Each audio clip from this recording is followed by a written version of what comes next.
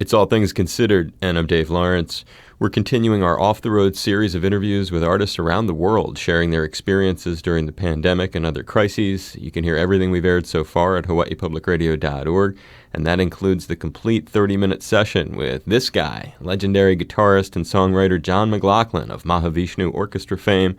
He's in Monaco and has been keeping busy with new remote recordings like his Lockdown Blues and more recently Quarantine Blues, both to benefit musicians sidelined by the crisis. Aloha. What's going on, my brother? How are you doing, Dave? Aloha. A while since I heard your voice. It was a few years back. You've got that jazz voice, Dave. I mean, it's like, hey, now we got some cool sound for you. I don't have that voice, but you got it. Well, nice to hear a voice like that. What a nice thing to say. Recently I was in a lot of contact with Hawaii because of the Santana thing. Quarantine Blues I did with Carlos and Cindy and Narda in LA. So it was a kind of, transatlantic affair. And doing that from Monaco. Now, is that where you've been since this all started? Oh, yeah, absolutely. We were at home. I mean, we're still at home, because it's, I normally I would be on tour right now in Europe, but everything's off. Everything. Carlos lost his spring tour. There are no tours happening. There are no concerts happening. They occasionally hear one something that might be outside, in the open air, but everybody has to observe the social distancing. So, there's no clubs, no bars, no concerts, no concert halls. But it's not just in the music world, the theater world. It's a disaster, really. It's really affected any kind of gathering where large groups of people come together, like the summer tour that you were going to do, which has been impacted by the crisis. Oh, yeah, totally. So the only thing we do is like what I did with Carlos. I did one with the Fourth Dimension. I've done a few solo things because... You remember when the hospitals they were over here before the U.S. really got it. We were going through difficult times in Europe. And so I put out these messages, please stay home, stay healthy, because all these marvelous care people who take care of us, I mean, they were going through a very difficult time. Not enough PPE, not even enough masks, hospital beds full. And then finally, when we got through the last couple, the one with Carlos was a call to donations.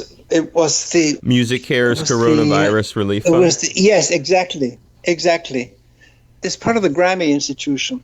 Because I have a number of players I'm trying to help around the world. And America is really rough. I have some in India, too. It's very difficult in India, too. Somehow, musicians, performing artists, self-employed performing artists fall through the cracks. You know what I mean? It's really touching a lot of musicians. It's touching the whole infrastructure for your business, really. Oh, it's dramatic, Dave. It's really dramatic. I mean, we're all living in hope. I mean, hope's the only thing we have. But I'm one of the elder statesmen now.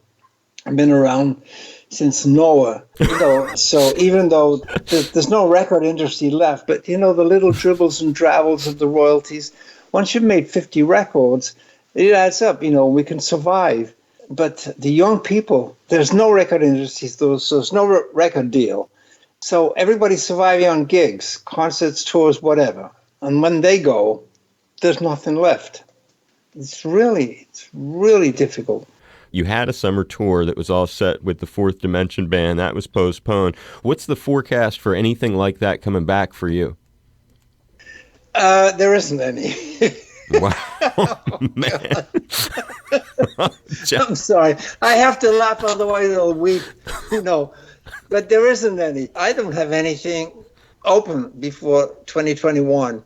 I mean, there was a plan to go to do about 10 days in Japan in the fall.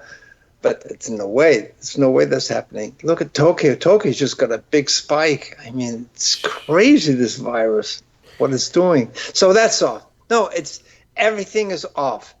And nobody knows really how it will pan out by the end of the year and the start of next year. I mean, this is a real catastrophe, isn't it? Well, and we have this catastrophe in the U.S. on top of that, as you sort of alluded to. It's a little frightening. Half of our country refusing to wear masks. We have a leadership crisis, which is very hard to believe. We have Black Lives Matter, police reform. When you look at the state of America right now, sitting there in Monaco, you saw the civil rights struggles. You've played around the world. You have a very international perspective on everything. Can you talk about what you see happening right now? It's hurting me. I'm worried. I'm you know, I lived for 14 years in the U.S. and I love America maybe more than some Americans. I know America probably more than a lot of Americans, having toured there all around for all those years. And it's deep down.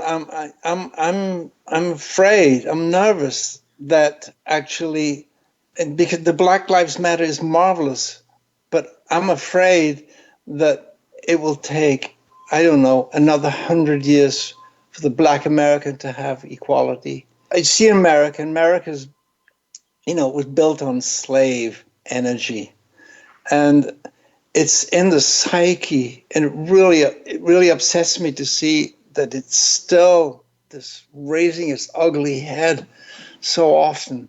And what's happening? How many young men and how many young women have just been shot down, and from every point of view.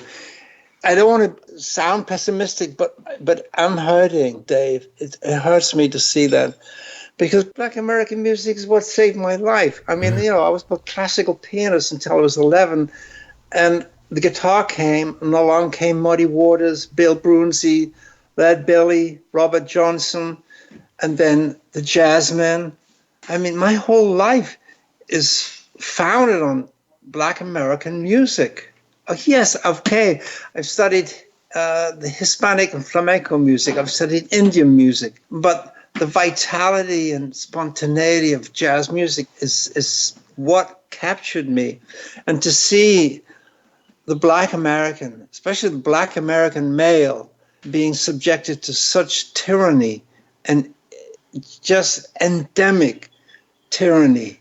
And this is really, it's so upsetting that I just want to weep sometimes. I want to be positive, Dave. I really do. But it's really difficult for me at this moment in life. It's just difficult for me. We need a transformation of society. No, don't misunderstand me. America doesn't have the monopoly on racism. It's everywhere. I know.